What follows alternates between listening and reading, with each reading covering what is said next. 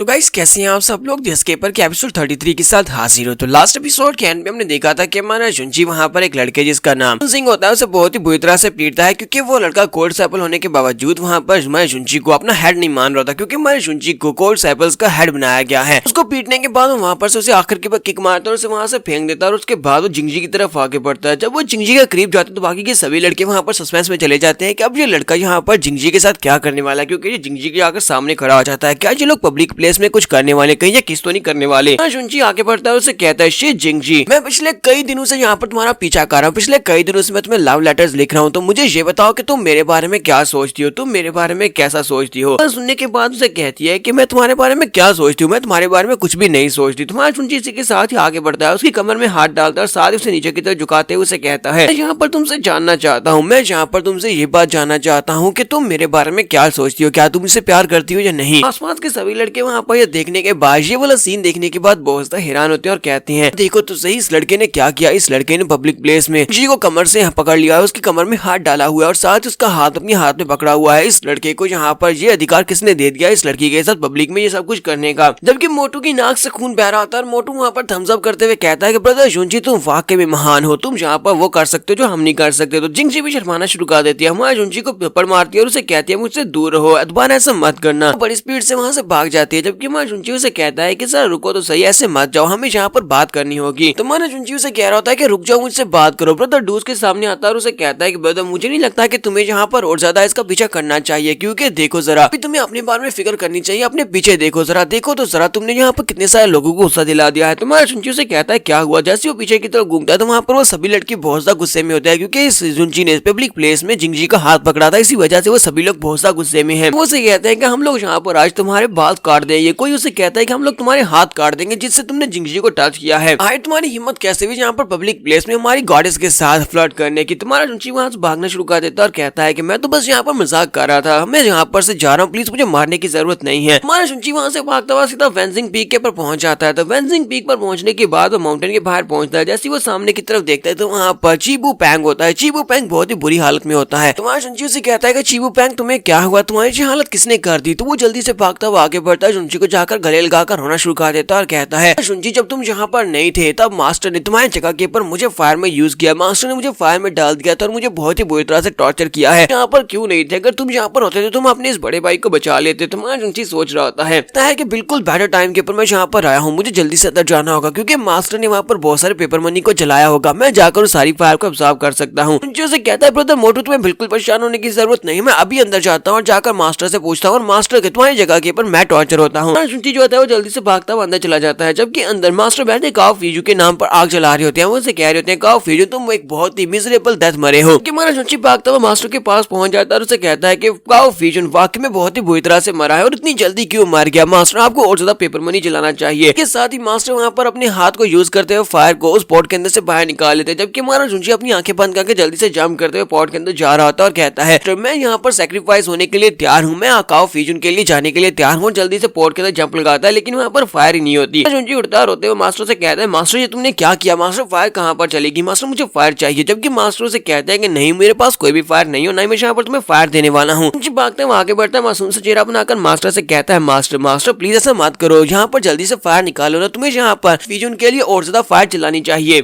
तो मास्टर से कहते हैं नहीं मैं फिलहाल के लिए और ज्यादा फायर नहीं चला सकता, क्योंकि मैं थका हुआ और मुझे जाकर रेस्ट करनी है। और साथ ही अंदर से वो चलाकर कह रहे होते हैं कमीने कहीं कि वो पेपर मनी बहुत ज्यादा कीमती है, क्या तुम्हें लगता है कि मैं इतनी आसानी के साथ वो पेपर मनी तुम्हें देने वाला हूँ, बिल्कुल भी नहीं। तुम्हारा जुंजी उसके आगे पीछे घूमना शुरू कर देता है। तुम्हारा जुंजी से कहता है कि मास्टर आज मैं बिल्कुल फ्री हूँ, मास्टर आज तुम अगर मुझे जलाना चाहते हो तो मुझे जला सकते हो, मास्टर आज का दिन जलाने के लिए बहुत ज्यादा अच्छा है। मास्टर प्लीज बताओ ना कि आज तुम मेरे साथ और क्या करने वाले हो, क्या तुम मुझे पूरी तरह आग में जला डालोगे। मास्टर काफी ज्यादा गुस्सा हो जाते हैं और उसे कहते हैं क्या तुम्हें मेरा पंच खाना है। तुम्हारा जुंजी जल्दी से पीछे की तरफ हटता है और उसे कहता है नहीं मास्टर मुझे पंच नहीं खाना, अब बस मेरा काम कर दो, उसके बाद मैं यहाँ से चला जाऊंगा। तो उस मास्टर से कहते हैं तो फिर बताओ कि तुम्हें मुझसे क्या चाहिए, आज तुम क्या लेने के लिए यहाँ पर आए। तुम्हारा जुंजी कहता है कि मास्टर मैं यहाँ पर जियोमेंसी स्किल्स को सीखना चाहता हूँ, यानी कि मैं रे फॉर्मेशन को बनाने का स्किल सीख रहा हूँ। मुझे किसी ने बताया कि आप एक बहुत ही अच्छे जियोमेंसर हैं, तो क्या आप मुझे यहाँ पर कुछ एडवाइस दे सकते हैं। तो मास्टर अपने पास से कुछ पेपर निकाल कर जुंजी की तरफ फेंक देते हैं और उसे कहते हैं ये लो, इसके ऊपर सील कटिंग मेथड लिखा हुआ है, एक बहुत ही पावरफुल मेथड है, जाओ जाकर इसको खुद ही सीखो, इसके ऊपर जो लिखा हुआ है उसको पढ़ लो, मैं तुम्हें और ज्यादा नहीं सिखा सकता। जुंजी इन पेपर्स की तरफ देखता है, जैसे इन पेपर्स को देखता है तो उनके ऊपर काफी सारे रिंकल्स पड़े होते हैं। वो उन पेपर्स को देखता है और साथ ही उनको सूंघता और कहता है मास्टर क्या तुमने मुझे यहाँ पर टॉयलेट पेपर्स पकड़ा दिए हैं। ये मास्टर सोच रहे होते हैं इस लड़के की नाक कुत्ते की तरह इतनी ज्यादा तेज है कि इसने पेपर्स को हाथ में पकड़ती पहचान लिया कि ये टॉयलेट पेपर की तौर पर मैं इनको यूज करता हूँ, अपनी अपनी तशरीफ को साफ करता रहा हूँ इनके साथ। फिर साथ ही हमारा शुनची कहता है अच्छा ठीक है मैं इनको ले जाता हूँ। तुम्हारा शुनची पेपर्स को लेने के बाद मास्टर से कहता है मास्टर आपका बहुत बहुत शुक्रिया, और फिर साथ ही वो पेपर को लेकर वहाँ से बाहर चला जाता है। जबकि मास्टर सोच रहे होते हैं चलो शुक्र है कि ये लड़का यहाँ से चला गया, कि इस लड़के के साथ बात करना मेरे रोने से भी ज्यादा थका देने वाला काम है। तुम्हारा शुनची वहाँ से बाहर आने के बाद बाहर बैठा होता है और उन पेपर्स को देख रहा होता है कि वो पेपर्स काफी ज्यादा गंदे होते हैं क्योंकि उनके ऊपर पॉटी भी लगी होती है। तो वो उन पेपर्स के अंदर से कुछ पढ़ने की कोशिश कर रहा था। शुनची कहता है क्या वाकई में इनके अंदर कुछ लिखा भी हुआ है, फिर ये सिर्फ और सिर्फ पॉटी साफ करने वाले पेपर्स ही हैं। तो पॉटी साफ करने के बाद पेपर्स मुझे पकड़ा दिए हैं। तो उसके बाद में कहता है कि मैं अपनी गोल्डन बुक को यूज कर सकता हूँ इसको एनालाइज करने के लिए। वो गोल्डन बुक से कहता है गोल्डन बुक इसको एनालाइज करो। गोल्डन बुक जैसे इसको एनालाइज करती है तो वाकई में उसके ऊपर सील कटिंग मेथड लिखा होता है। तो शुनची उसी के साथ ही वहाँ पर से 3 पत्थरों को उठाता है और साथ ही उनके अंदर से सील कटिंग मेथड को यूज करते हुए उनके अंदर फॉर्मेशन क्रिएट कर लेता है। तो जब हमारा शुनची वहाँ पर उन तीनों पत्थरों को सामने की तरफ करते हुए उनको आपस में कनेक्ट करता है और साथ ही रे फॉर्मेशन को क्रिएट करता है, तो हमारे शुनची ने फाइनली वहाँ पर तीनों में लिंक बना लिया। शुनची कहता है ये तो काम कर गया, मैंने काम कर लिया। और इसी के साथ उसके आसपास बहुत सारी एनर्जी होती है। वो जंगल में खड़ा होता है तो आसपास की एनर्जी जो होती है वो सारी की सारी वहाँ पर चली जाती है। हमारा शुनची उस सारी एनर्जी को महसूस करता है, उसको ऑब्जर्व करना स्टार्ट करता है। शुनची कहता है कि ये वाला जो सील कटिंग मेथड था ये तो बहुत ज्यादा अमेजिंग था, ये अपनी एनर्जी जो है वो यहाँ पर लिक्विफाई होती जा रही है। तो हमारा शुनची उस सारी एनर्जी को वहाँ पर ऑब्जर्व कर रहा था और कहता है कि मुझे काफी ज्यादा अच्छा लग रहा है, लगता है कि बहुत ही जल्दी मैं अपने स्पिरिचुअल लेवल के पीक पर पहुंचने वाला हूँ। जबकि यहीं पर चिबू पेंग और साथ में मायरिन को दिखाते हैं, वो दोनों भी वहीं पर बैठे होते हैं। तो मायरिन कहता है तो इस बात के ऊपर यकीन ही नहीं हो रहा कि हमारे मास्टर ने यहाँ पर शुनची को एक मेथड दे दिया। शुनची को अपने पास से कुछ पेपर्स दिए हैं जिनके ऊपर मेथड लिखा हुआ था। और उसे कहता है कि ब्रदर तुम्हें ज्यादा परेशान होने की जरूरत नहीं है, मैंने अपने मास्टर को अपनी आंखों के साथ कल इन पेपर्स के साथ अपनी तशरीफ को साफ करते हुए देखा था। हमें तो लगा था कि ये सिर्फ और सिर्फ कचरा है, यानी कि मास्टर के पास कुछ पेपर्स पड़े हुए हैं जिनके साथ वो अपनी तशरीफ साफ करते हैं, लेकिन असल में जिनके ऊपर तो मार्शल आर्ट्स की टेक्निक्स लिखी हुई हैं।